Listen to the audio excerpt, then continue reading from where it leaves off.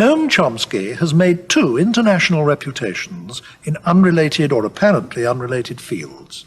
The widest is as one of the national leaders of American resistance to the Vietnam War. The deepest is as a professor of linguistics who, before he was 40 years old, had transformed the nature of his subject. He's something of a joker in the pack as far as philosophy is concerned. Many professional philosophers would insist quite sincerely that he isn't a philosopher at all, that linguistics is simply a different discipline, albeit a neighbouring one. Well, I'm not going to argue about that. It's little more than a question of definition anyway. The fact is he was trained as a philosopher, his work has enormous implications for philosophy, and in the writings of philosophers today, I should say his name probably occurs as often as that of any living person. The central point, really, is this. If one problem, more than another, has dominated much of 20th century philosophy, it's that of the relationship between language and the world. Wittgenstein, to give no more than a single instance, was enthralled to this problem throughout his life. Well, now along comes the linguist Chomsky and argues that the way we actually acquire the use of language, and therefore its relationship to experience, and therefore its relationship to the world, are radically different from what the Anglo-Saxon tradition in philosophy has always maintained. He first put his ideas forward in the late 1950s as part of a critique of behavioral psychology. It's not too unfair to say that the behavioral psychologists had tended to talk as if the human individual came into the world as an undifferentiated lump of malleable stuff, which was then moulded and shaped by its environment. Through processes of stimulus and response, they said, penalty and reward, the reinforcement of rewarding responses and the association of ideas, the individual developed and learned, including the learning of language. Now, Chomsky argued that this could not possibly explain how virtually all human beings, regardless of their intelligence, do something as fantastically difficult as master the use of a language, even when they're not deliberately taught it, as most people probably aren't, and they do this at such an extraordinarily young age and in such an extraordinarily short space of time. He argued that for this to happen at all, we must be genetically pre-programmed to do it, and therefore that all human languages must have in common a basic structure that corresponds to this pre-programming. Now, this also has some very important negative implications. The chief of these is that anything that can't be accommodated to this structure, anything, so to speak, that can't be caught in the mesh of this particular network, is linguistically inexpressible and unintelligible to us. So the general principles common to all languages set vital limits to our capacity to understand the world and communicate with each other. Put like that, it sounds like a translation into linguistic terms of some of the basic ideas of Immanuel Kant, and I must say that's always how it's looked to me.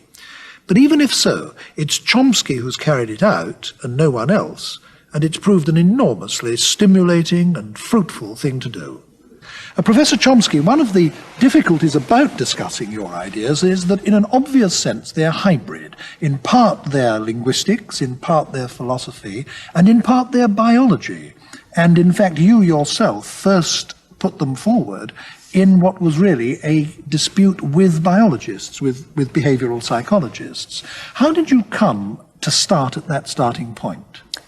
Well, the reason was that this picture of the nature of language and the way in which language is acquired was of such enormous prevalence over quite a wide spectrum of thought, including not simply psychology, but philosophy and linguistics as well. The view that was dominant, say at the time when I was a student, say 25, 30 years ago, the dominant picture of language was that it is essentially a system of habits or skills or dispositions to act, and that it is acquired through extensive training, overtraining, through repetition, perhaps through procedures of induction or generalization or association, and that one's knowledge, one's system of the system of habits that one develops simply grows through accretion incrementally as experience is subjected to these processes of generalization and analogy.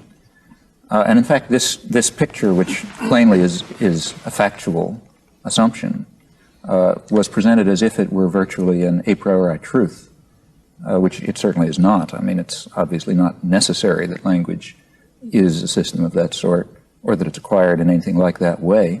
One thing that you pointed out, which is in fact very obvious once it's pointed out, is that most people probably aren't actually taught language at all. That is to say that most parents don't give any systematic instruction of any kind to their children, yet the children nevertheless learn. Well, I would want to even go beyond that. I think it's certainly the case that language is, in only the most marginal sense, is taught, and that teaching is in no sense essential to the acquisition of language. But in a certain sense, I think we might even go on to say that language isn't even learned, at least if by learning we mean any process that has those characteristics that are generally associated with learning. For example, the characteristics that I mentioned. It seems to me if we want a reasonable metaphor, we should talk about growth. Language seems to me to grow in the mind rather in the way that familiar physical systems of the body grow. We begin our interchange with the world with our mind in a certain genetically determined state, and through an interaction with experience, with an environment, this state changes until it reaches a mature state, which we call a state of knowledge of language. This sequence of changes from the genetically determined initial state to the final state in which we really have a quite complex system of mental computations. This series of changes seems to me very much analogous to growth of organs, and in fact, I think it's not inappropriate to regard the mind as a system of mental organs, the language faculty being one, each of a structure determined by our biological endowment, with interactions also generally determined by the nature of our biological endowment, growing through the triggering effect of experience, which shapes and articulates the organs as they develop in the individual through the relevant period of his life. So, as I say, it seems to me that not only is it wrong to think of language as being taught, but it's at least very misleading to think of it as being learned if we carry with the notion learning the associations that generally go along with it. In other words, we are pre-programmed to learn a language in the same way as we are pre-programmed to grow arms and legs and reach puberty in our early teens and all sorts of other, sometimes delayed processes of growth. Yes, and reaching puberty is a good example, since that's a case of biological development, of ontogenetic development that's plainly pre-programmed in its essence, but takes place after birth. And in fact, we might say that even death, for that matter, is genetically determined. That is, we are biologically constructed so that at a certain time our life processes stop.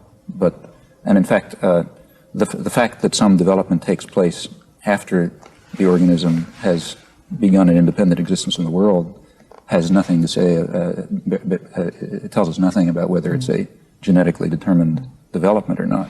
Now, one thing that follows from your view is that if we set out, as you have done in the course of your professional life, to investigate the language faculty of human beings, then what you are investigating is as much a biophysical system, I mean something that actually exists in matter, in stuff, in human tissue, as would be the case if you were investigating human vision or human digestion or the circulation of the blood. Well, I think that's certainly true. At least we believe it to be true in principle. We are not at a stage now where, in the study of the neural basis for higher cognitive processes, where it's possible to identify the physical structures that are involved in these operations.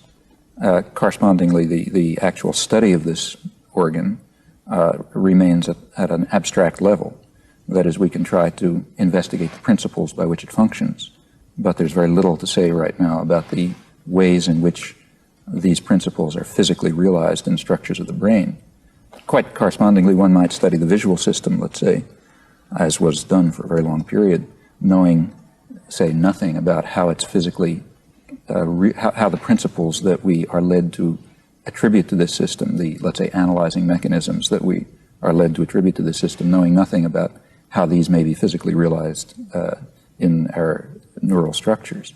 And I think it's quite appropriate to think of the contemporary study of language as being analogous to a study of vision at a period when it's remained impossible, technically or through the limitations of understanding technique and so on, it was impossible to determine the actual physical elements that entered into these systems, which could be studied only in an abstract fashion.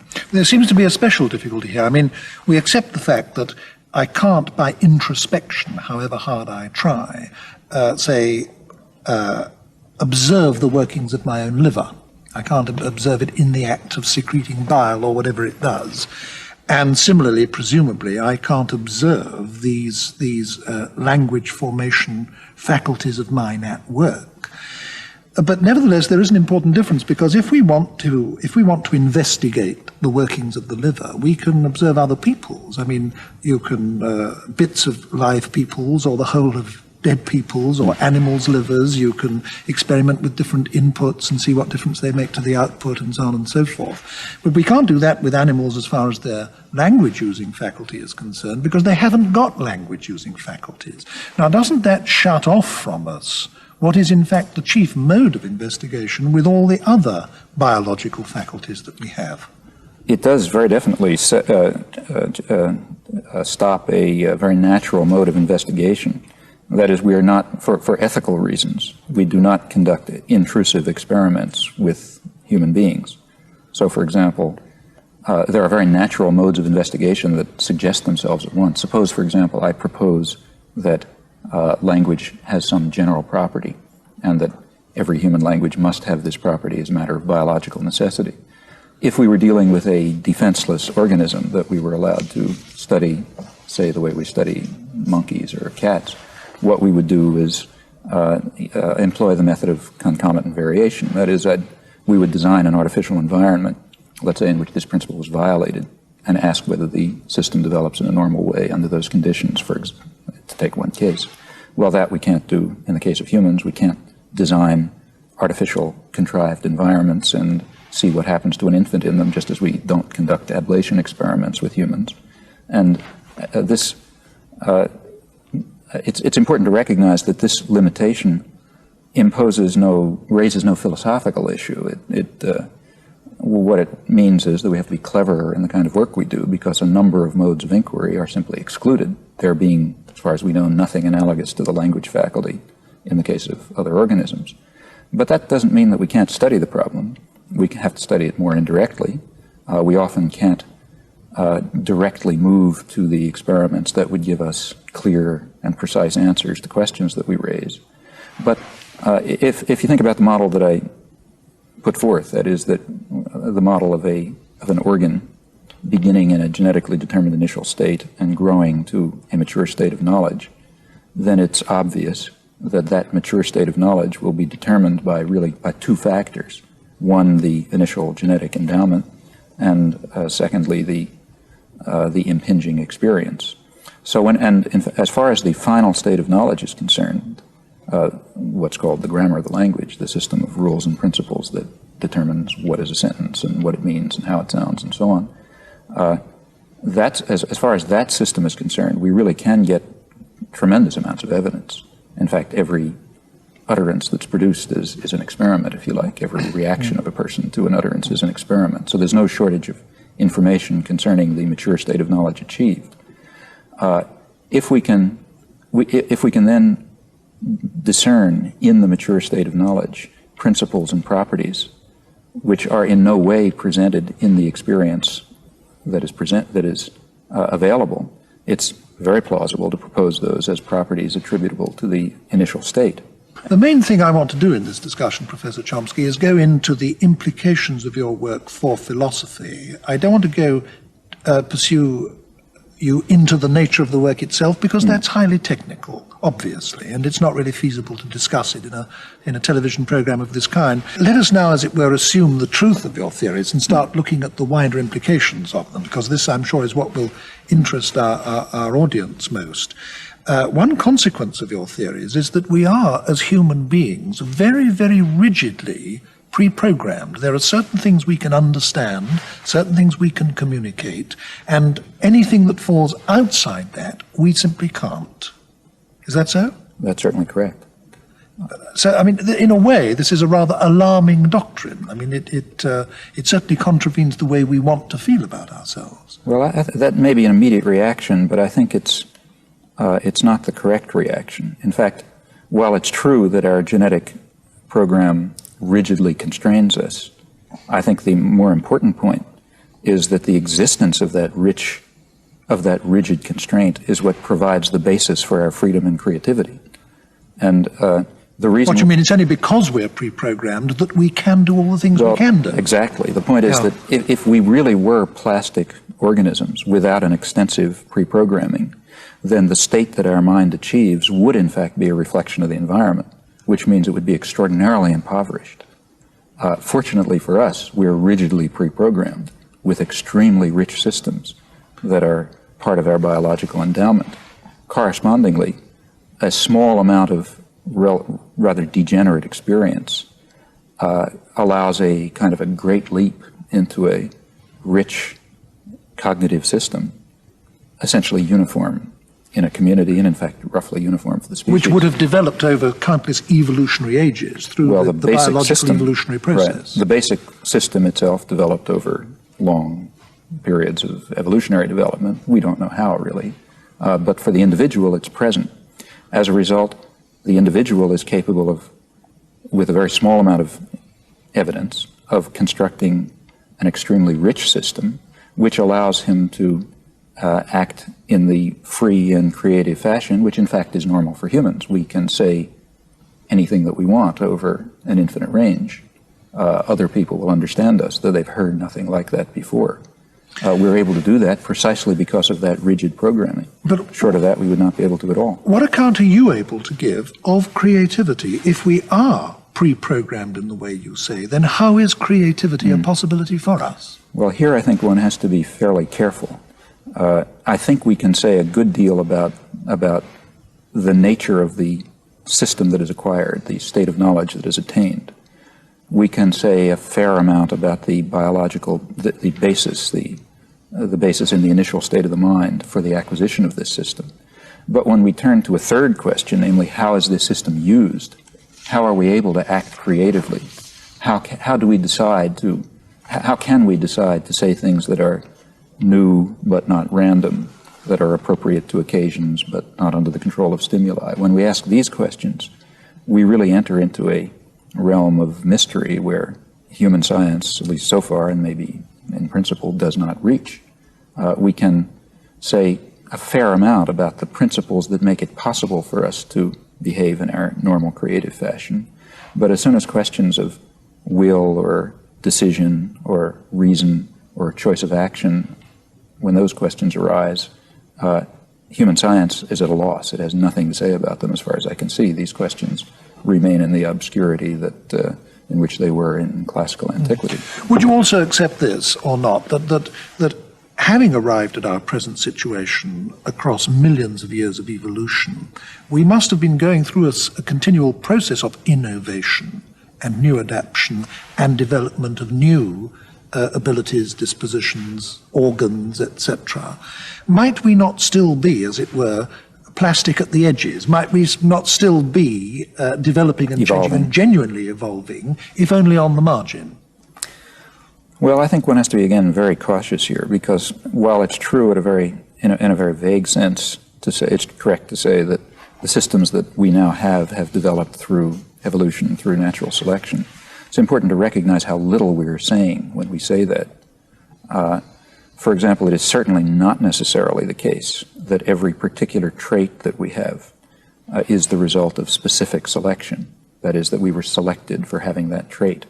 In fact, there are striking examples to the contrary, or at least apparent examples to the contrary. Say, take, for example, our capacity to deal with abstract properties of the number system. Now, that's a distinctive human capacity, as distinctive as the capacity for language. Any normal human, in fact, down to pathological levels, can comprehend the properties of the number system and can move very far in understanding their deep properties. But it's extremely difficult to believe that this capacity was the result of specific selection. That is, it's hard to believe that people who were a little better at proving theorems of number theory had more children, let's say. That didn't happen. In fact, through most of human evolution, in fact, essentially all of human evolution, this capacity it would have been impossible to know that this capacity even existed. The contingencies that allowed it to be exercised never arose. Nevertheless, the trait is there, the capacity is there, the mental organ, if you like, has developed. Presumably it has developed as a concomitant of some other properties of the brain which may have been selected. For example, we can speculate, say, that that increase in brain size was a factor in differential reproduction, hence in evolution. And it may be that for physical law, because of physical laws that we presently don't know, that an increase in brain size under the specific conditions of human evolution simply leads necessarily to a system which has the capacity to deal with properties of the number system. Well, then that's a matter of physics, ultimately. And then the mind that evolves, the brain that evolves, will have this capacity, but not because it was achieved through selection.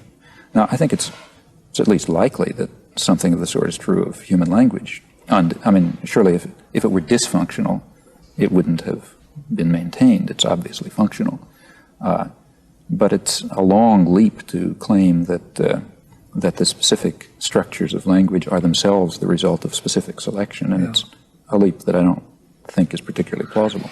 What you say, though, about the limitations that this imposes on us prompts in me the following thought.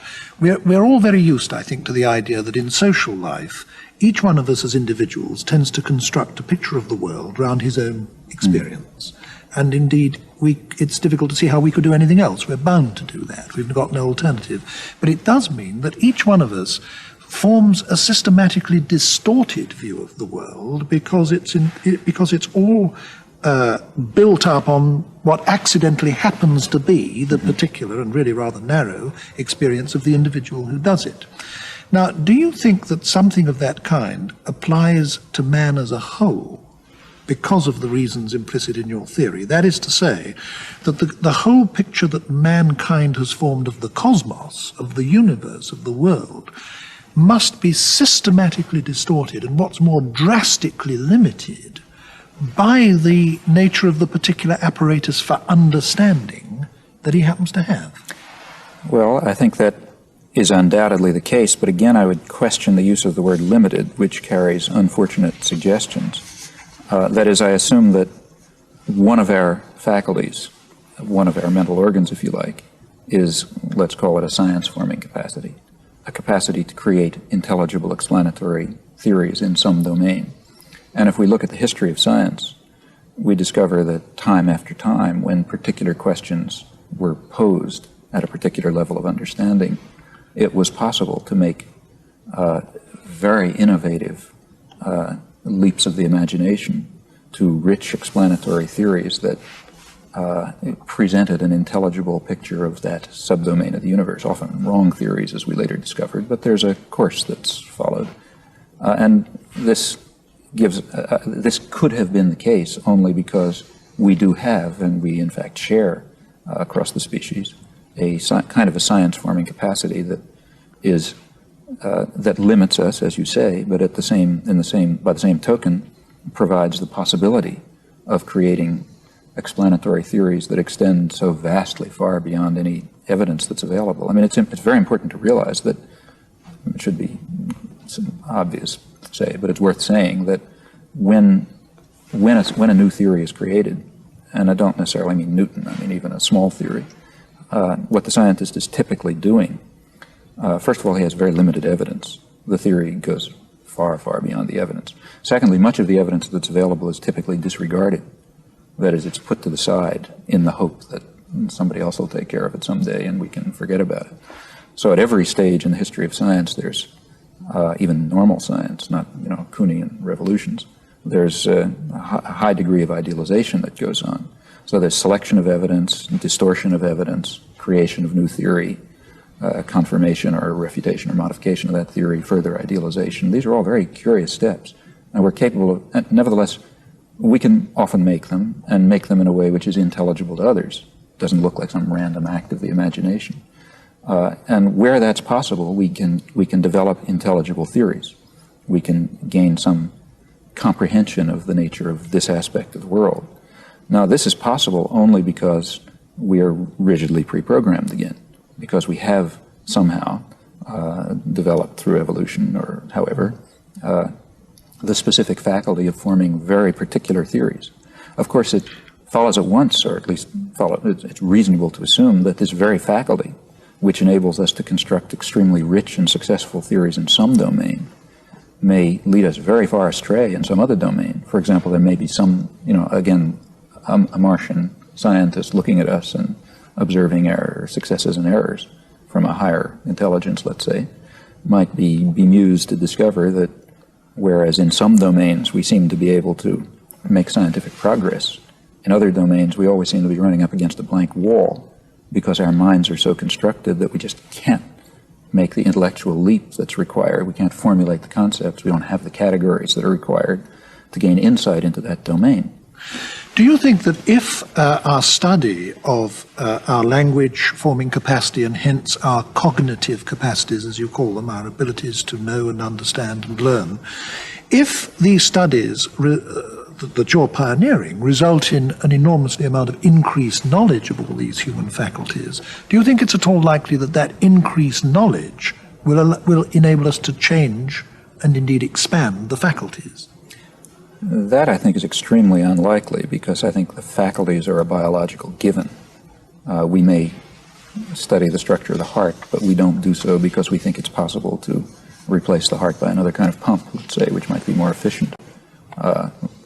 Similarly, here, I think if we ever did gain a real comprehension of the mental organs, that might help us in cases of pathology, marginal cases, in other words. But I wouldn't see how that could give any way, at least with our present science or plausible science, of modifying these capacities. What we might do, however, is at least it's in theory imaginable, that we might discover something about the limits of our science-forming abilities. We might discover, for example, that some kinds of questions simply fall beyond the area where we are capable of constructing explanatory theories. And I think we even maybe now have some glimmerings of insight into where this delineation might be between intelligible theories that fall within our comprehension and areas where no such theory is possible. Well, the case that we discussed before may be one. Take the question of, if you go back to the early histories of science, history of science, early origins of science, speculation, and people were raising questions about, say, the heavenly bodies and about the sources of human action. Well, we're asking exactly the same questions now about the sources of human action. There's been no progress. We have no idea how to approach this question within the framework of science. We can write novels about it, but we can't construct even false scientific theories about it. We simply have nothing to say when we ask the question, how does a person make a decision in a certain manner and not in some other manner when it's a free decision? That we just have no way of dealing with that issue. On the other hand, the history of physics, let's say, has had substantial advances, and it's very likely, I think, that massive difference in progress in one domain and an absolute blank wall in another reflects the specific properties of our science-forming capacities. We might even be able to show that someday if it's true. So far, we've been rather talking in this discussion as if all organized thinking is done in language, but of course that in fact isn't so, is it? I mean, one can take all kinds of examples. In music is one that appeals to me very much. If you get a composer like Stravinsky composing a fantastically complicated and original and indeed revolutionary score like that of The Rite of Spring for an enormous orchestra, then he's cerebrating at an original and complicated and very sophisticated level, and he's probably cerebrating in as elaborate a way as anybody else is who's doing anything. And what's more, he's creating a structure which is publicly articulated and so on, and yet words don't come into this process at any point, as far as one can gather. Does that fact and other facts like it pose any threat to your theories? Well, not really. I mean, in fact, quite the contrary. My assumption is that the mind is not a uniform system, that it's a highly differentiated system. In fact, like the body, it's essentially a system of faculties or organs, and language is simply one of them. We don't have to go to the level of Stravinsky to find examples of thinking without language. I'm sure that everyone who introspects, who thinks about what he himself is doing, will know at once that much of his thinking doesn't involve language, or say, well, the thinking of a cat, let's say, plainly doesn't involve language. There are other modes of thought, there are other faculties, and I think that the musical faculty is one which is particularly interesting, I think, because it's extremely likely. In fact, here's an area, in a sense, like physics, that is where very rapid and rich development took place in a way which was over a long period of, say, Western history, in a way which was very intelligible to others. I mean, not immediately, but after a short period.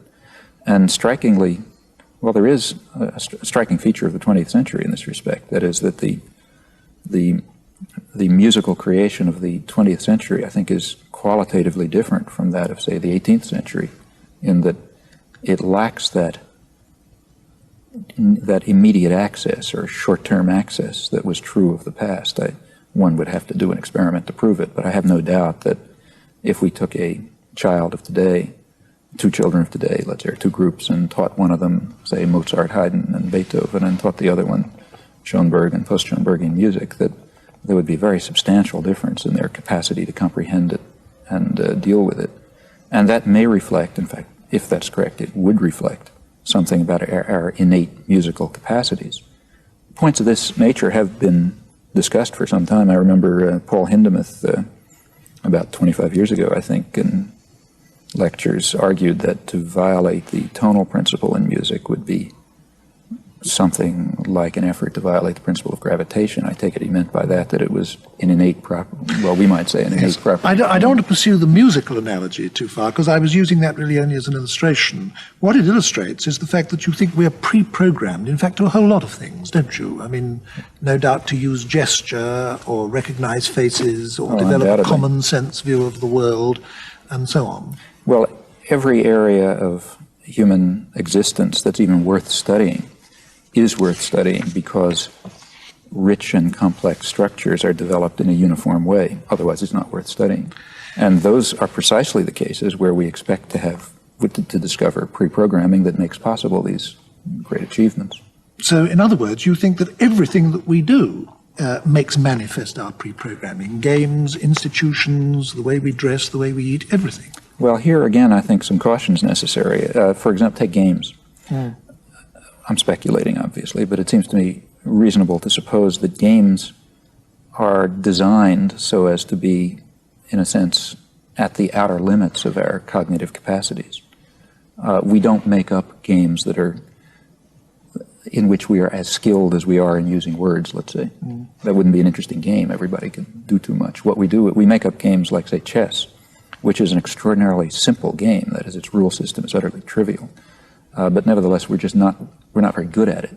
As in the case of using language, we're all extraordinarily good, and we're essentially undifferentiable one from another. But when we get to something like chess, which I assume is at the borders of our cognitive capacity, then individuals of very similar intellectual makeup will nevertheless diverge very significantly in their ability to deal with these exotic problems. That's what makes it an interesting game. And in fact, I think there are also tasks that can be constructed that are really outside our cognitive capacities. And in fact, I think there's even a field that's devoted to developing such tasks. It's called psychology.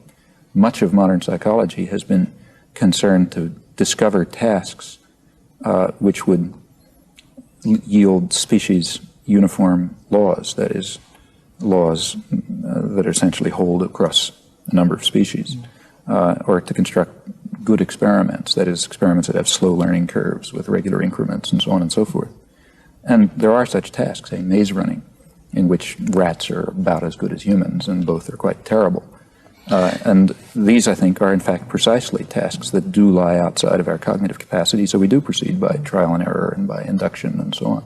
But centrally, your whole approach represents a rejection of the empirical tradition in philosophy, doesn't it? Because, I mean, the very fact that you think that the empiricists are wrong about how we learn must mean that they're wrong about knowledge and the nature of knowledge. And the nature of knowledge has been the central problem in the whole empirical tradition of philosophy.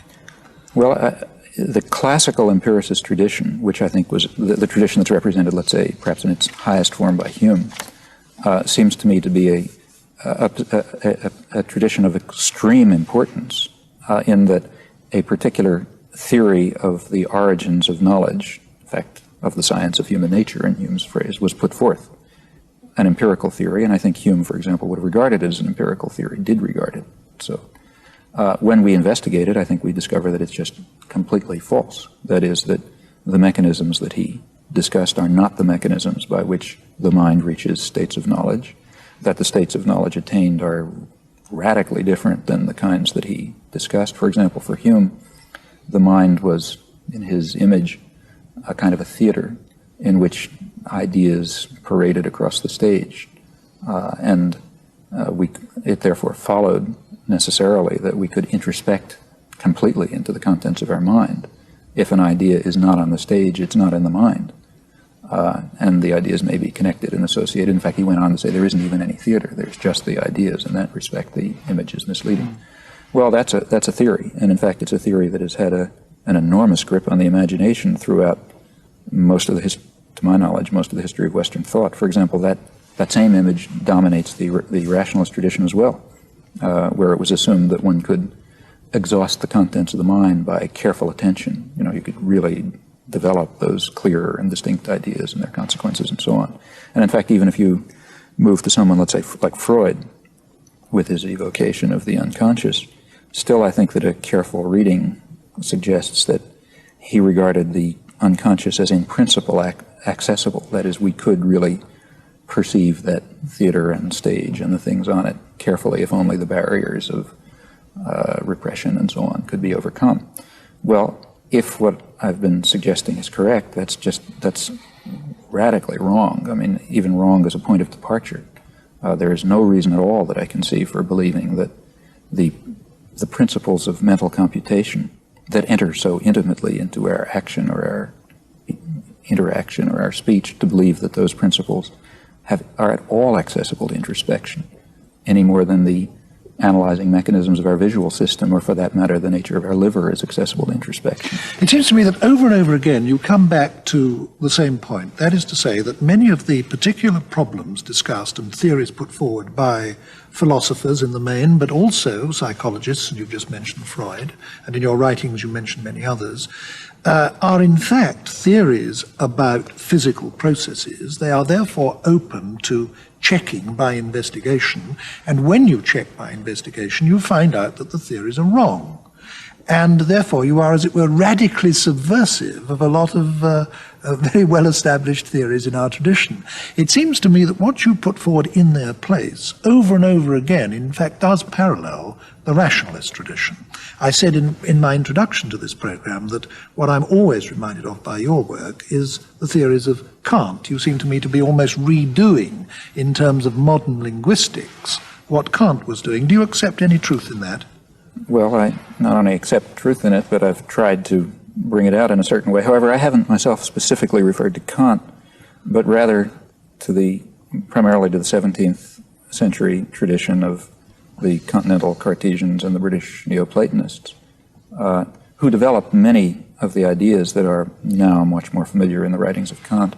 For example, the idea of experience conforming to our mode of cognition, or particularly in the British Platonists, Cudworth, for example, I believe there's a rich mine of insight into the organizing principles of the mind by which experience is structured.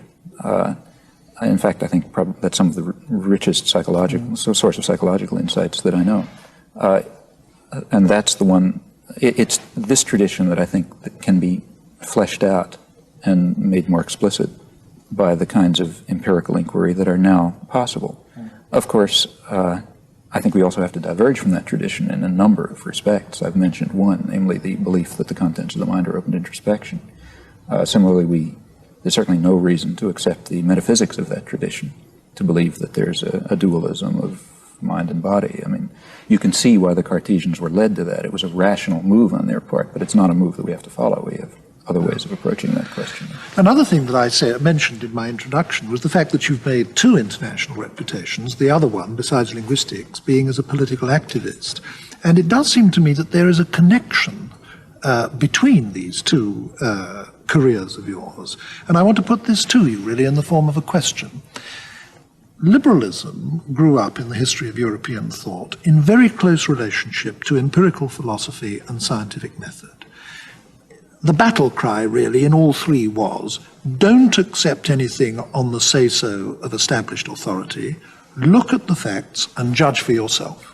And this was revolutionary in politics, science, and philosophy. And because of this, liberalism has always been regarded in the Western tradition as the main anti-authoritarian political creed.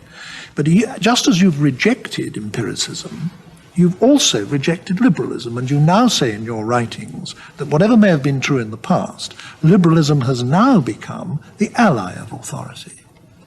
Would you accept that there is this underlying connection between your work in linguistics and, well, to put it dramatically, your opposition to the Vietnam War? Well, this raises quite a welter of questions. Let me begin by saying something about liberalism, which is a very complicated concept, I think. It's correct, surely, that liberalism grew up in the intellectual environment of empiricism and the rejection of authority and trust in the evidence of the senses and so on. However, liberalism has undergone a very complex evolution as a social philosophy over the years. If we go back to the classics, or at least what I regard as the classics, say, for example, Humboldt's Limits of State Action, which inspired Mill and is a true libertarian, liberal classic, if you like. The world that Humboldt was considering, which was partially an imaginary world, but the world for which he was developing this political philosophy was a post-feudal but pre-capitalist world. That it was a world in which there is no great divergence among individuals in the kind of power that they have and what they command, let's say. But there was a tremendous disparity between individuals on the one hand and the state on the other. Consequently, it was the task of a liberalism that was concerned with human rights and equality of individuals and so on. It was the task of that liberalism to dissolve the enormous power of the state, which was such an authoritarian threat to individual liberties. And from that, you develop a classical liberal theory in, say, Humboldt's or Mill's sense. Well, of course, that is pre-capitalist. He couldn't conceive of an era in which a corporation would be regarded as an individual, let's say, or in which enormous disparities in control over resources and production would distinguish between individuals in a massive fashion. Now, in that kind of a society, to take the Humboldtian view is a very superficial liberalism, because while opposition to state power in an era of such divergence conforms to Humboldt's conclusions, it doesn't do so for his reasons. That is, his reasons lead to very different conclusions in that case.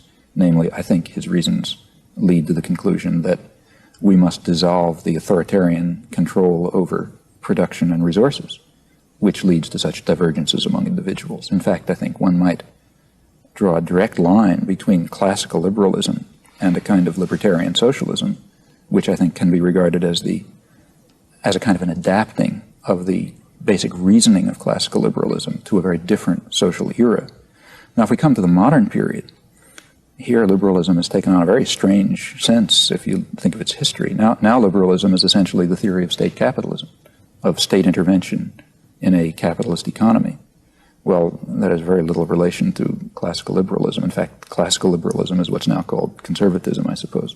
But this new view, I think, really is, in my view at least, a highly authoritarian position. That is, it's one which accepts a number of centers of authority and control, the state on the one hand, agglomerations of private power on the other hand, all interacting with individuals as malleable cogs in this highly constrained machine, which may be called democratic, but given the actual distribution of power is very far from being meaningfully democratic and cannot be so. So my own feeling has always been that to achieve the classical liberal ideals for the reasons that led to them being put forth in a society so different, we must be led in a very different direction. It's superficial and erroneous to accept the conclusions which were reached for a different society and not to consider the reasoning that led to those conclusions. The reasoning, I think, is very substantial. I'm a classical liberal in this sense, but I think it leads me to be a kind of an anarchist, an anarchist socialist. Well, I'd love to pursue you down that road, Professor Chomsky, but that would be a new discussion and a new program. So I think we must, alas, end there. Thank you very much.